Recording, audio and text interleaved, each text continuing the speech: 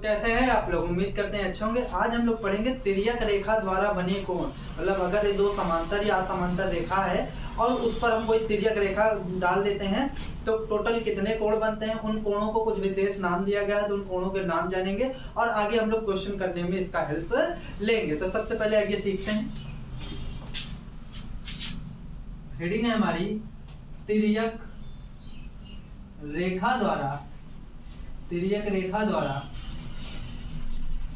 बने कोण। तिर्यक रेखा द्वारा बने कोण।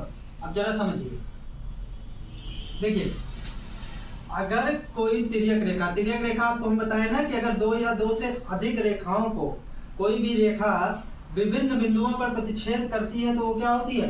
तिर्यक रेखा होती है। जैसे ये आपको मान लेते हैं एन रेखा है, ये आपकी तिर्यक रेखा है एल और एम। ये रेखा एल और एम को दो अलग अलग बिंदु पर प्रतिच्छेद कर रही है तो ये आपकी क्या हो गई? तिर्यक रेखा। ठीक है। अब ये रेखा हो सकता है दो समांतर रेखाओं को प्रतिच्छेद करे, तिर्यक रेखा हो सकता है दो असमांतर रेखाओं को प्रतिच्छेद करे। तो दोनों केस में ये नियम लागू होंगे। ठीक है। ये एन आपकी तिर्यक रेखा है, ये आपका एल है, ये आपका एम है। ठीक है। एक यहाँ कटती है, देखिए आप एन को तिर्यक रेखा कह सकते हैं। हाँ कह सकते हैं, क्यों? दो भिन्न भिन्न बिंदुओं पर काट रही है ना, इसलिए ये एक तिर्यक रेखा है। अब जरा समझिए, जब कभी भी एक तिर्यक रेखा दो रेखाओं को काटती है, दो समांतर भी हो सकते हैं और वो असमांतर हो सकते हैं, तो टोटल 8 कोण बनते हैं। देखिए 1 2 3 4 5 6 7 और ये 8। इसी तरीके असमांतर रेखा को भी अगर तिर्यक रेखा प्रतिच्छेद करेगी तो टोटल 8 कोण बनेंगे। 1 2 3 4 5 6 7 और ये आपका 8। टोटल 8 कोण बने। अब आप समझिए, तो इससे हमको ये चीज पता चलती है कि यदि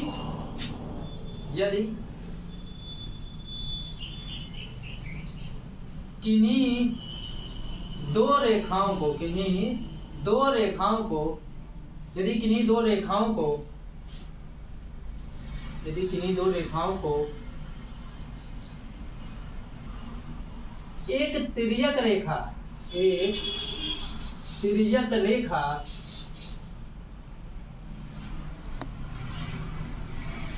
काटती है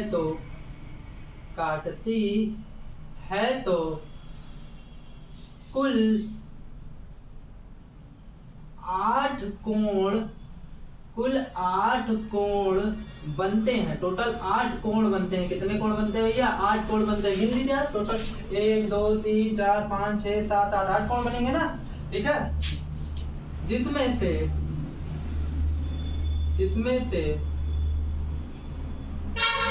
4 बाह्य क्षेत्र, बाह्य बोल दीजिए, बाह्य क्षेत्र तथा 4 अंतः क्षेत्र में स्थित कोण है। मतलब एक चीज आपको ये समझ में आ गई कि अगर दो समांतर रेखाओं या असमांतर रेखाओं को कोई तिर्यक रेखा प्रतिच्छेद करेगी तो टोटल 8 कोण बनेंगे और 4 आपका अंतः क्षेत्र में बनेगा और 4 आपका बाह्य क्षेत्र में बनेगा। अंतः क्षेत्र और बाह्य क्षेत्र मैंने पीछे पढ़ा दिया है, थोड़ा सा जान लीजिए। इन रेखाओं के जो मध्य का क्षेत्र होता है उसे अंतः क्षेत्र कहते हैं और जो इन दोनों रेखाओं के बाहर का क्षेत्र होता है उसको बाह्य क्षेत्र कहते हैं। तो देखिए टोटल 8 कोण बन रहे हैं और देखिए 1 2 3 4 कोण कहाँ बन रहे हैं? बाह्य क्षेत्र में बन रहे हैं और 4 कोण अंतः क्षेत्र में बन रहे हैं। 1 2 3 4। ठीक है। तो ये हो गई आपकी तिर्यक रेखा पर बने कोण के बारे में बात। अब हम लोग थोड़ा सा सीखेंगे कि इस कोण में जो आपके 8 कोण है ना, इन 8 कोणों को कुछ नाम दे दिया गया है। दो कोण लेकर, ठीक है, कुछ नाम दे दिया गया है। तो सबसे पहले हम लोग सीखते हैं बाह्य कोण क्या होता है। बाह्य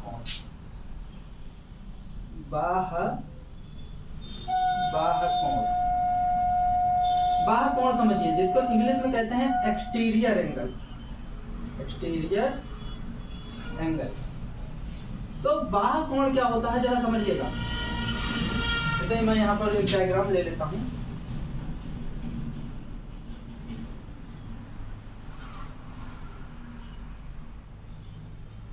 ये आपकी तिर्यक रेखा है, ये आपकी दो रेखा है, ठीक है। देखिए 1 2 3 4, ठीक।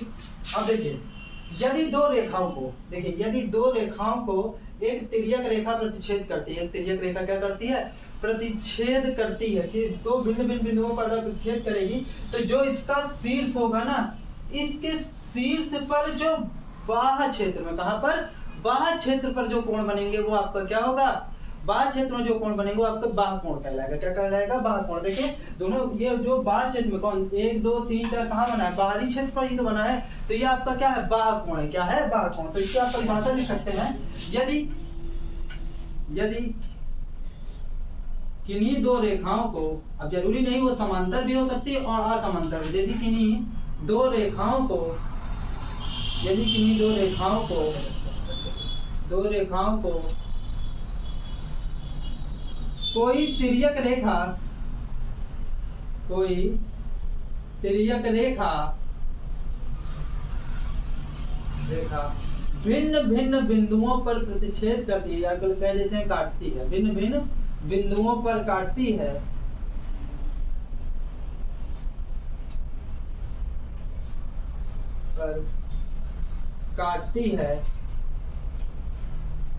तो तिर्यक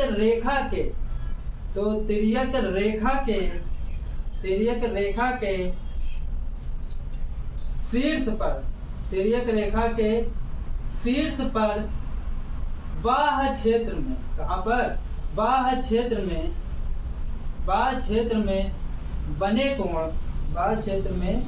बने कोण, बाह्य कोण कहलाते हैं। क्या कहलाते हैं, बाह्य कोण कहलाते हैं। सिंपल सी बात है कि अगर कोई दो रेखा को कोई तिर्यक रेखा प्रतिच्छेद करती है और अगर उसके शीर्ष पर टोटल दो शीर्ष होंगे तो टोटल 8 कोण फॉर्म होंगे। तो उस शीर्ष पर जो बाहरी दिशा में जो कोण बनेंगे वो आपके क्या होंगे, बाह्य कोण। और एग्जांपल अगर लेना चाहें तो एग्जांपल मैं यहाँ लिख दे रहा हूँ। एग्जांपल के लिए अगर बात करें तो आप खुद बताइए कि इसमें कौन कौन से कोण बाह्य कोण होंगे। भाई बाह्य क्षेत्र में 1 बन रहा है, 2 बन रहा है, 3 बन रहा है और 4। तो बाह्य क्षेत्र में कौन कौन से कोण होंगे, कोण 1, कोण 2, कोण 3 और कोण 4। ये कोण के नाम है, आप आवश्यकता अनुसार इसको बदल भी सकते हैं, ठीक है। अब हम बात करेंगे कि बाह्य कोण हो गया हमारा, अब हम लोग बात करेंगे अंतःकोण की। तो चलिए देखिए अंतःकोण होता है क्या है। अच्छा, अंतःकोण की डेफिनेशन को आप अपने से ही बता सकते हैं ना, अंतःकोण की परिभाषा को आप अपने से ही बता सकते हैं कि अंतःकोण की परिभाषा क्या होती है। तो अगर आप बात करें अंतःकोण क्या होता है, तो अगर मैं एक आपका वो ले लूं, क्या बोलता हूँ, फिर यही तरह अगर एक चीज ले लूं, थोड़ा सा गीला है, तो अंतःकोण की अगर मैं बात करूं, मार्कर चल जाए बस, हाँ चल गया। तो ये आपका दो तिर्यक रेखा है, कौन सी, L और M। तिर्यक रेखा नहीं, दो रेखाएं हो सकती है, समांतर हो और हो सकता है असमांतर हो। तिर्यक रेखा जो इन दोनों रेखाओं को काटेगी, इसको मैंने L नाम दे दिया। ये आपका मान लेते हैं P बिंदु है, ये आपका Q बिंदु, ठीक है। तो आपने बाह्य कोण से क्या समझा कि भाई अगर तिर्यक रेखा किसी दो रेखाओं को काटती है तो टोटल 8 कोण फॉर्म होते हैं। उन 8 कोणों में जो उसके तिर्यक रेखा के शीर्ष पर जो कोण बनेंगे, जो बाह्य क्षेत्र पर होंगे, वो बाह्य कोण। अब उसी तरीके से यहाँ आप देखेंगे, यहाँ पर मैं कुछ नाम दे रहा हूँ, 1 नहीं नाम देते, 1 2 हो गया ना, तो हम 5 नाम दे देते हैं, इसको 6 नाम दे देते हैं, इसको 7 नाम दे देते हैं, इसको 8 नाम दे देते हैं, ठीक है।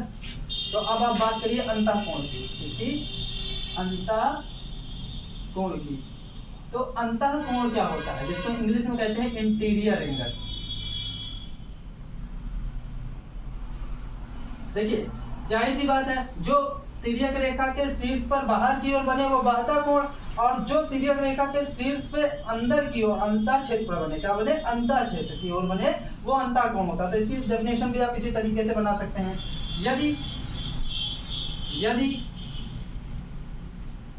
किन्हीं दो रेखाओं को, अच्छा यहाँ पर समांतर रेखा क्यों नहीं कर रहे, हो सकता है वो दो रेखाएं समांतर भी हो सकती है और असमांतर भी हो सकती है। यदि किन्हीं दो रेखाओं को कोई तिर्यक रेखा भिन्न भिन्न बिंदुओं पर, भिन्न भिन्न यानी अलग अलग, अलग अलग बिंदुओं पर, अलग अलग बिंदुओं पर प्रतिच्छेद करती है, प्रतिच्छेद करना मतलब काटती है, प्रतिच्छेद करती है,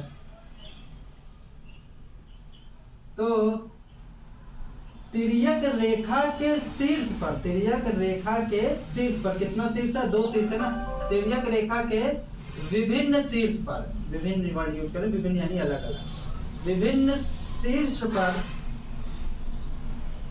विभिन्न शीर्ष पर, ये अंतःकोण है ना, तो अंतः क्षेत्र पे, अंतः क्षेत्र में, अंतः क्षेत्र में बने कोण, बने कोण अंतःकोण कहलाते हैं। क्या कहलाते हैं? अंतःकोण कहलाते हैं, अंतःकोण कहलाते हैं। अब जरा देखिए, विभिन्न जो है शीर्ष पर बने अंदर की ओर, मतलब अंतः क्षेत्र पर, तो अंतः क्षेत्र यही होगा। तो यहाँ पर कौन कौन से कोण बन रहे हैं? 5, 6, 7, 8। इसमें आप बाहर वाले नहीं लेंगे जो बाहर क्षेत्र, क्योंकि नाम से ही क्लियर है ना, अंतः कोण है तो अंतः क्षेत्र वाला लेंगे आप। तो ये आपका हो जाएगा एग्जाम्पल। कौन कौन सा कोण होगा? कोण 5, कोण 6, कोण 7 और कोण 8। तो ये आपका हो गया क्या? अंतःकोण। अब हम लोग बात करेंगे संगत कोण क्या होता है। क्या संगत कोण क्या होता है? तो आई होप आपको ये समझ में आया होगा। अगर आपको कोई भी चीज़ ऐसी लगती है जो आपके समझ में नहीं आती, तो आप मुझसे उसे कमेंट सेक्शन में पूछ सकते हैं। आल्दो मैं आपको पूरी तरीके से, पूरी ईमानदारी से, अच्छे से बताने की कोशिश करूंगा, फिर भी अगर कोई गलती चूक हो जाती है तो आप उसे कमेंट सेक्शन पे मुझे बताइए, जिससे मैं उस गलती को दोबारा ना करूं। क्योंकि हम भी सीख रहे हैं और आपको सिखा रहे हैं। मेरा ये मानना है कि हर इंसान सीखता रहता है और उससे गलती होने की संभावना होती है, और कैमरे में जो गलतियाँ हो जाती हैं वो दोबारा जो है उसको सही नहीं किया जा सकता, क्योंकि वो रिकॉर्ड हो जाता है। तो हो सकता है मेरे से कई बार गलती हो जाए, तो आप लोग उसको मुझे जरूर बताइएगा, ठीक है। अब हम लोग क्या हो गया? अंतःकोण हो गया, बाह्य कोण हो गया। अब हम लोग बात करेंगे संगत कोण की। किसके? संगत कोण की। चल नहीं रहा, गीला है, थोड़ा सा सूख जाएगा यहाँ पर तो चलने लगेगा। संगत कोण, संगत कोण, संगत कोण यानी करस्पॉन्डिंग एंगल, करस्पॉन्डिंग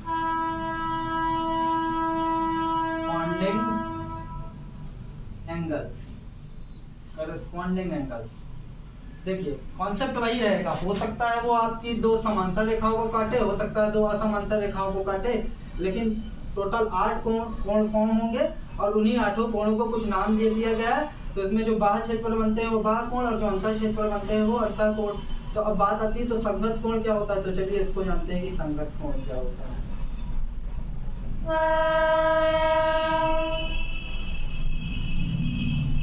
LM देखिए, अगर किन्हीं 2 रेखाओं को कोई तिर्यक रेखा प्रतिच्छेद करती है, तो इसके जो शीर्ष पर एक ओर, क्या बोलते हैं, एक ओर जो कोण बनते हैं, और एक बाहर की दिशा में बने और एक अंदर की दिशा, मतलब क्या होता है, एक अंतः क्षेत्र बने और एक बाह्य क्षेत्र बने, तो ऐसे कोण को आप संगत, एक दूसरे का संगत कोण कहेंगे। क्या कहेंगे? संगत कोण। जैसे देखिए, ये अंतः क्षेत्र बना है तो एक बाह्य क्षेत्र बना है, तो 4, 8, 4 और 8 क्या हो गया? आपका संगत कोण हो गया, एक दूसरे के क्या हो गए? संगत कोण। इसी तरह 3 और 7, क्योंकि एक अंतः क्षेत्र बना है, एक बाह्य क्षेत्र बना है, तो 3 और 7 आपका क्या हो गया? 3 और 7 हो गया एक दूसरे के संगत कोण। इसी तरह एक बाहर, एक हमेशा एक बाहर लेना है तो एक अंदर लेना है। तो ये आपका 2 और 6, देखिए एक बाह्य क्षेत्र बना है, एक अंतः क्षेत्र बना है, तो 2 और 6 एक दूसरे के क्या हो गए? संगत कोण। इसी प्रकार से 1 और 5 क्या हो गए? आपके संगत कोण। टोटल आपको 4 पेयर मिलेंगे संगत कोण के। कितने मिलेंगे? 4 पेयर। तो मतलब एक बात समझिए, संगत कोण जो होता है वो आपका भैया बनेगा किससे? 2 तिर्यक रेखा के शीर्ष पर बनेगा। एक कोण संगत कोण का एक जो होता है आपके पहले शीर्ष पर बनेगा, एक जो है दूसरे शीर्ष पर बनेगा, ठीक है। तो इस तरीके से शीर्ष पर वो फॉर्म होना चाहिए कि एक अंतः क्षेत्र पर बने और एक बाह्य क्षेत्र, विभिन्न शीर्ष पर बनना चाहिए। मतलब एक इस शीर्ष पर बने और एक इस शीर्ष पर बने। तो ये जैसे यहाँ अंतः ले लिए, तो अब यहाँ पर बाह्य ले लेंगे। अगर इस शीर्ष पर बाह्य लेंगे तो इस शीर्ष पर अंतः लेंगे, ठीक है। और ध्यान रहे एक बात और, एक ही ओर लेना है, कि पता चले यहाँ आपने 2 लिया तो यहाँ कहें एक बाह्य बोले थे, एक अंतः बोले, विपरीत शीर्ष पे ले लिए तो गड़बड़ हो जाएगा। लेकिन आप देखिए, ध्यान दीजिए, एक ही ओर होना चाहिए, संगत कोण के लिए वो एक ही ओर स्थित होना चाहिए। और एक बहता साइड अगर ले लिए उस शीर्ष पर, तो विपरीत शीर्ष पर आप अंता साइड लेंगे। जैसे देखिए यहाँ पर मैंने 2 का बहता ले लिया, अब यहाँ पर 6 ले लेंगे। क्यों? क्योंकि जो होता है एक आपको बाहर लेना है और एक आपको अंदर लेना है। उसी तरीके से अगर यहाँ पर हम लोग बहता ले लिए तो अब इस शीर्ष का अंता लेंगे और एक ही ओर लेंगे। ठीक है, तो इसकी परिभाषा ये हो गई, यदि किन्हीं 2 रेखाओं को, अब किन्हीं 2 रेखाओं में बार बार कहता हूं मैं क्यों लिख रहा हूं, क्योंकि मुझे कंफर्म नहीं हो सकता वो समांतर हो सकता है ना हो। किन्हीं 2 रेखाओं, तो समांतर और समांतर से मेरा तात्पर्य है यहाँ पर किन्हीं 2 रेखाओं को कोई तिर्यक रेखा, यहाँ तिर्यक रेखा यन है तो कोई भी हो सकती है तिर्यक रेखा, भिन्न भिन्न बिंदुओं पर प्रतिच्छेद करे, भिन्न भिन्न बिंदुओं पर काटती है तो इस तिर्यक रेखा के विभिन्न शीर्ष पर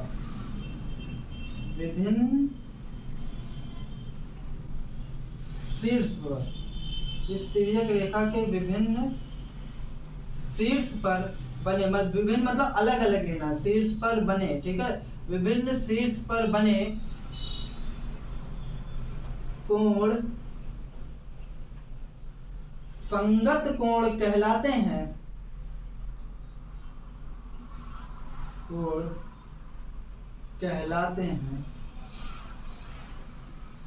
यदि एक अंतःक्षेत्र, यदि एक कोण अंतःक्षेत्र तथा दूसरा कोण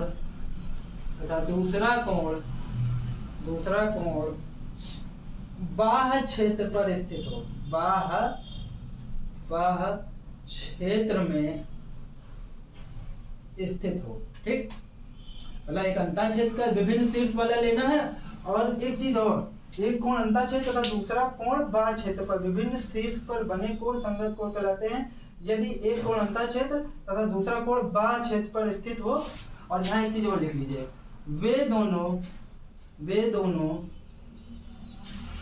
तिर्यक रेखा के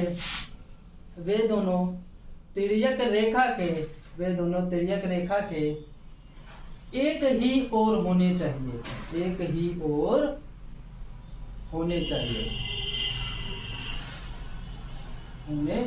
अब जरा समझिए मैंने ये क्यों कहा कि एक ही ओर होने चाहिए। जैसे आप कहें कि एक, आप बोले हैं कि एक अंतःक्षेत्र पर ले लिए तो यहाँ बाह्य क्षेत्र आप दूसरे ओर पहुंच जाएंगे, तब ये संगत कोण नहीं होगा, ये कुछ नहीं होगा, मतलब इनका कोई नाम नहीं दिया गया। ठीक है, तब ये आपको अगर संगत कोण में बात करनी है तो एक अंतःक्षेत्र पर एक ही ओर रहना होगा और एक अंतःक्षेत्र पर लेना होगा और एक बाह्य क्षेत्र, जैसे 3 7, ठीक है, 6 ले लिए तो 6 2 1 5 4 और 8। तो यहाँ पर आप थोड़ा सा बताइए मुझे कि कौन कौन पेयर लेंगे। देखिए एक ही ओर होना चाहिए और एक अंतःक्षेत्र पर होना चाहिए और एक बाह्य क्षेत्र पर। तो पहले यहाँ आइए, 3 ये अंतःक्षेत्र पर ले लिए 3, तो कोण 3 और कौन सा कोण, अब बाह्य क्षेत्र पर लेना पड़ेगा तो कोण 7, ये आपके एक दूसरे के संगत कोण है। इसी तरीके से दूसरा आइए, एक बाह्य क्षेत्र पर यहाँ ले लीजिए 2 और 6, क्योंकि इस शीर्ष पर हम लोगों ने बाह्य क्षेत्र पर लिया तो इस शीर्ष पर अंतःक्षेत्र पर लेंगे 2 और 6। अब देखें इसी तरीके से आइए दूसरी साइड आइए, 1 और 5, कोण 1 और 5। इसी तरीके से और क्या हो जाएगा, कोण 4 और कोण 8। तो इस तरीके से टोटल 4 पेयर आपको मिलेंगे किसके, संगत कोण के। तो अब यहाँ पर हम लोग 2 मंडली कोण की बात करेंगे। लास्ट 2 कोण है एकांतर अंतःकोण, जिसको शॉर्ट में एकांतर कोण भी बोल देते हैं। ठीक है, एकांतर अंतःकोण यानी कि अल्टरनेट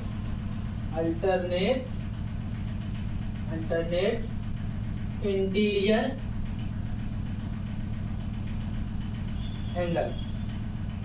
जरा देखिए अल्टरनेट इंटीरियर एंगल हमारे सिलेबस में यही है। एक्सटीरियर वाला खैर हम आपको बता देंगे, यहाँ 6 के लेवल पे नहीं दिए वो, ठीक है। तो देखिए अगर किसी भी दो रेखा को कोई तिर्यक रेखा प्रतिच्छेद करती है भिन्न भिन्न बिंदुओं पर, ठीक है, तो अब जरा समझिए एन रेखा इसको तिर्यक रेखा है, भिन्न भिन्न बिंदुओं पर प्रतिच्छेद करती है। तो इस तिर्यक रेखा में जो भी कोण आपको बनेगा, टोटल 8 कोण बनेगा इस तिर्यक रेखा के द्वारा अगर दो समांतर रेखाओं को प्रतिच्छेद करती है। तो 1 2 3 और 4। तो इस तिर्यक रेखा के अंतःक्षेत्र पर स्थित, अंतःक्षेत्र में दोनों शीर्ष पर स्थित, एक शीर्ष ये और एक शीर्ष ये, अंतःक्षेत्र में दोनों शीर्ष पर स्थित जो कोण होंगे तो वो क्या होंगे, एकांतर कोण होंगे। बट शर्त एक क्या है कि एक जो होता है एक शीर्ष के इस दिशा में स्थित हो और एक तिर्यक रेखा के इस दिशा में स्थित है। मतलब जैसे 1 और 4, 3 और 2 अल्टरनेट है ना, मतलब अगर इधर 1 ले लिए इधर 4 लेंगे, इधर 2 लेंगे तो इधर 2 लेंगे, ठीक है। तो 2 शर्त है, पहला तो अंतःक्षेत्र पर स्थित होना चाहिए और क्या होना चाहिए, तिर्यक रेखा के विपरीत दिशा में स्थित होना चाहिए। तो ठीक है चलिए देखते हैं इसकी परिभाषा क्या होगी। यदि कोई तिर्यक रेखा, यदि किन्हीं दो रेखाओं, ऐसा लिख देते हैं, यदि किन्हीं दो रेखाओं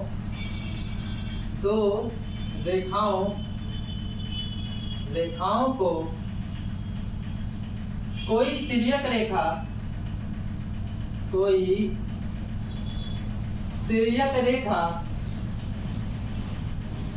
रेखा भिन्न भिन्न बिंदुओं पर प्रतिच्छेद करती है, भिन्न भिन्न बिंदुओं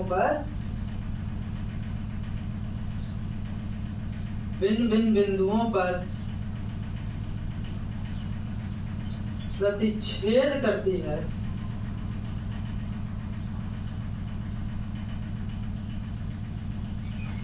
तथा तिर्यक रेखा के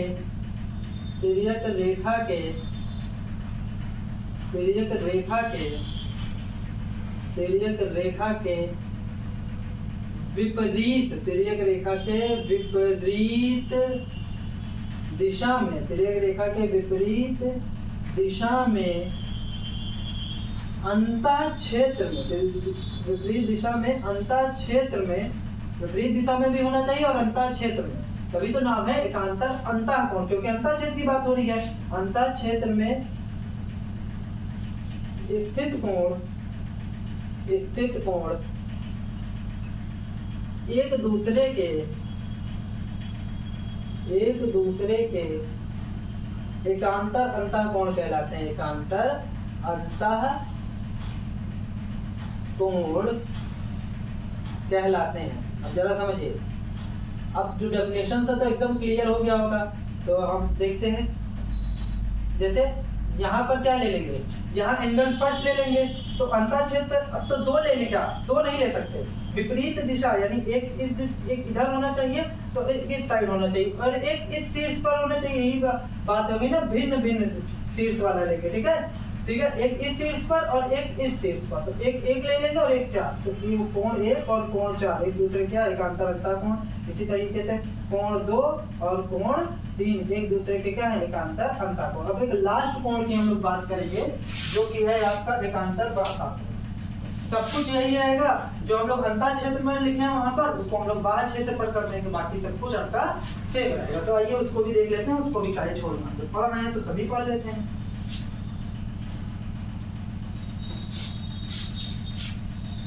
तो आइए समझते हैं, थोड़ा सा ये सूख जाए, गीला कपड़ा रहता है तो एकांतर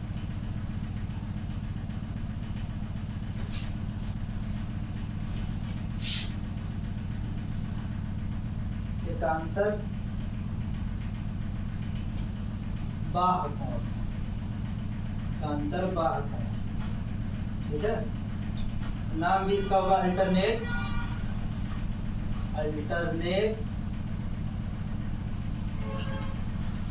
एक्सटीरियर एंगल। तो समझिएगा कि अगर दो रेखाओं को कोई तिर्यक रेखा प्रतिच्छेद कर रही है तो इसके भिन्न शीर्ष पर स्थित दो कोण, भिन्न शीर्ष पर बाह्य क्षेत्र में स्थित दो कोण क्या कहलाएंगे? आपके एकांतर बाह्यता कोण कहलाएंगे। ये आपका एल एम और एम।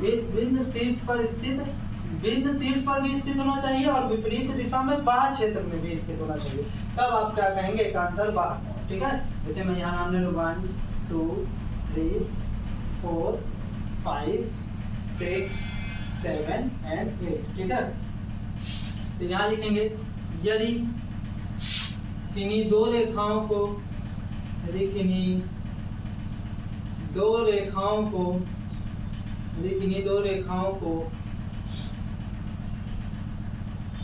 कोई तिर्यक रेखा, कोई तिर्यक रेखा, तिर्यक रेखा भिन्न भिन्न बिंदुओं पर प्रतिच्छेद करती है, भिन्न भिन्न बिंदुओं पर, भिन्न भिन्न बिंदुओं पर प्रतिच्छेद करती है,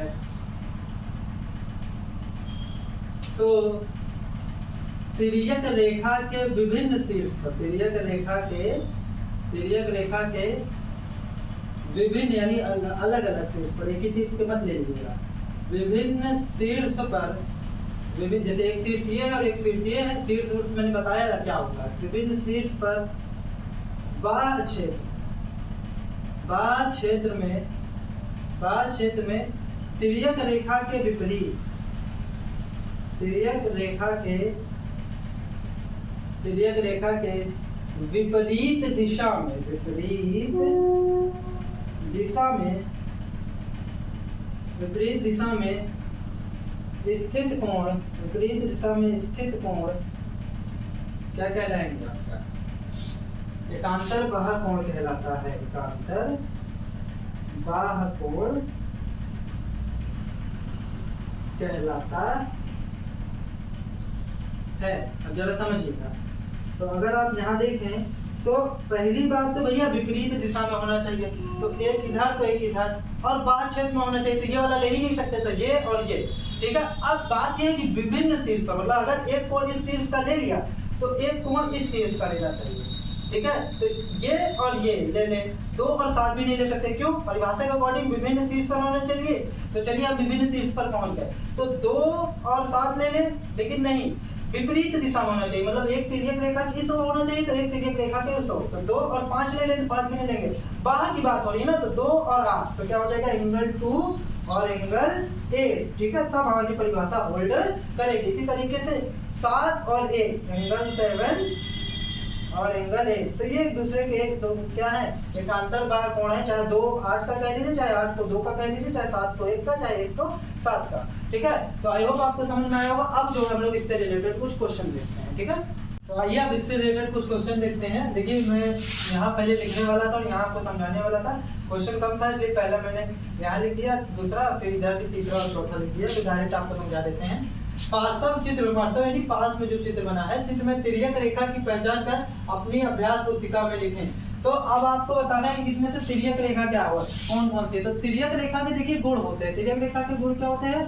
2 या 2 से अधिक रेखाओं को प्रतिच्छेद करती है और भिन्न भिन्न बिंदुओं पर करती है, एक ही बिंदु पर नहीं करती है। तो एंड क्या है? लेकिन इस बिंदु पर भी कर रही है, इस बिंदु, तो अलग अलग बिंदु पर प्रतिच्छेद कर रही है ना 2 रेखाओं को, 2 या 2 से ज्यादा भी हो सकते। तो तिर्यक रेखा है, यहाँ पर कौन कौन तिर्यक रेखा है? एन एक तिर्यक रेखा है, तिर्यक रेखा के नाम हम यहाँ लिखेंगे। तो यहाँ देखिए एन एक तिर्यक रेखा है और के में भी सेम गुण है, के भी एक तिर्यक रेखा है। अच्छा, एल क्या एक तिर्यक रेखा है? एल एन और के को भी भिन्न भिन्न बिंदुओं पर प्रतिच्छेद कर रही है, तो एल भी एक तिर्यक रेखा का काम किया और सिमिलरली एम भी एक तिर्यक रेखा का ही काम करेगी। अब देखिए नेक्स्ट क्वेश्चन, पार्श्व चित्र में बताइए कि रेखा AB और CD के अंतः क्षेत्र और बाह्य क्षेत्र में कम से कौन कौन से बिंदु है। तो अंतः, पहला नंबर अंतः क्षेत्र के बिंदु, अंतः क्षेत्र के बिंदु, अंतः क्षेत्र के बिंदु कौन कौन से हैं? अंतः क्षेत्र के मतलब अंतः क्षेत्र में मतलब जो अंदर दोनों रेखाओं के अंदर स्थित हों, तो कौन से? G, J, H। तो क्या A और B को लेंगे? A और B को नहीं लेंगे, क्यों नहीं लेंगे? क्योंकि यही तो बाउंड्री ये डिसाइड करेगा कि इसके अंदर क्या स्थित है। G, J और H लेंगे। अंतः क्षेत्र पर स्थित बिंदु है G, J और फिर H, ठीक है। और बाह्य क्षेत्र पर स्थित बिंदु, बाह्य क्षेत्र में स्थित बिंदु, बाह्य क्षेत्र के बिंदु सिरे ले गया, तो बाह्य क्षेत्र के बिंदु, तो दोनों रेखाओं के जो बाहर स्थित हो, तो ऐसे कौन कौन से बिंदु हैं? L, I और K, कौन कौन से? L, I और K। तो आई होप आपको ये समझ में आएगा।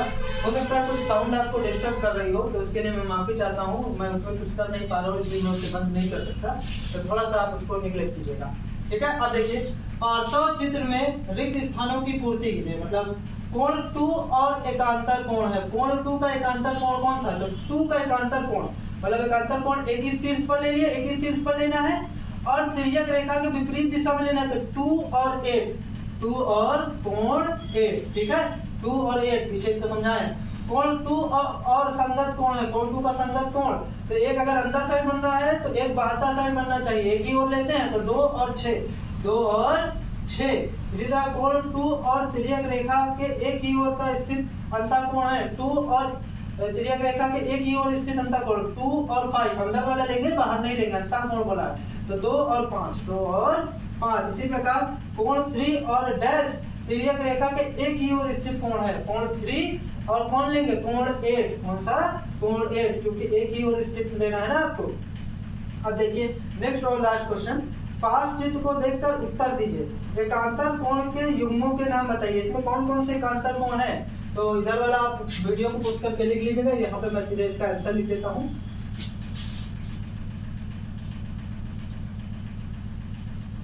तो आपको एकांतर कोणों के युग्मों के नाम लिखने हैं, तो एकांतर कोण कौन कौन से हैं भैया? युग्मों कौन कौन से होंगे? 7 और 6, 7 और 6, और कौन से? 2 और 3, 2 और 3। अब कौन से लिखने हैं आपको? संगत कोणों के युग्म के नाम बताइए। तो संगत कोण के 4 युग्म मिलेंगे, कितने मिलेंगे? 4। संगत कोण के 4 युग्म मिलेंगे, मतलब एक अंदर बनना चाहिए और दूसरे वाले पे एक बाहर बनना चाहिए। तो यहाँ पर अगर कौन कौन से मिलेंगे, ये अगर एक ले ले, 2 3, 1 2, हाँ ठीक है। तो यहाँ पर 1 और 3 हो जाएगा, 1 और 3 हो गया, और कौन सा? 7 और 4 हो जाएगा, 7 और 4 हो जाएगा, और कौन सा? 8 और 6 हो जाएगा, 8 और 6 हो जाएगा। इसी तरीके से 2 और 5 हो जाएगा, ठीक है। ये आपका संगत कोण हो गया। देखिए इसमें से 2 क्वेश्चन और पूछा था कि एक ओर के अंतःकोण बताइए और एक ओर के बाह्य कोण बताइए, ठीक है। तो इसमें मैंने लिखा नहीं, लेकिन मैं फिर भी उसको आपको बता, एक ओर के अंतःकोण, एक ओर के अंतःकोण। तो एक ओर के अंतःकोण कौन कौन से हैं? यहाँ देखिए एक ओर के अंतःकोण 4 और 8, 4 और 8 अंतःकोण है, एक ओर होने चाहिए और क्या बोलते हैं अंदर होने चाहिए, तो 4 8 और 2 और 5, तो 2 और 5 हो गए। और पूछा था एक चीज और, एक ओर के बाह्य कोण, एक ओर के बाह्य कोण या बाह्य कोण बोलते हैं सीधे इसको, बाह्य कोण। तो एक और के बाह्य कोण की अगर बात की जाए तो 1 और 3 भी तो बाह्य कोण है, तो 1 और 3 ले लें, नहीं एक और के लेना है, तो एक ये दूसरी ओर स्थित है। दूसरी एक बात और ध्यान रखा करिए कि अगर एक कोई कोण एक शीर्ष पर लेते हैं तो दूसरा दूसरे शीर्ष पर काम करता है। तो 1 और 5, एक और के 1 और 5, वैसे बाह्य कोण यहाँ पर तो आप शीर्ष अलग नहीं कर सकते, वो आपके संगत कोण की बात हो गई, एकांतर कोण की, लेकिन यहाँ पर आपको एक ही ओर जाना है। तो अगर मैं इधर गया तो मैं दूसरी ओर पहुंच जाऊंगा ना, तो एक ही ओर पे चाहिए हमको। 1 और 5 कौन से लेने हैं? बाह्य कोण लेने हैं, तो 1 और 6 होगा, सॉरी 1 और 6 होगा। और कौन सा होगा? 3 और 7, क्योंकि बाहर बात देखिए, इसके बाहर और इसके बाहर, तो 3 और 7, 3 और 7। तो इसी के साथ आपका ये टॉपिक क्या होता है, समाप्त होता है। अगर आपको कंफ्यूजन हो आप उससे कमेंट सेक्शन में पूछ सकते हैं। अगर वीडियो अच्छा लगे कमेंट, लाइक और सब्सक्राइब करिए। तब तक के लिए जय हिंद, जय भारत।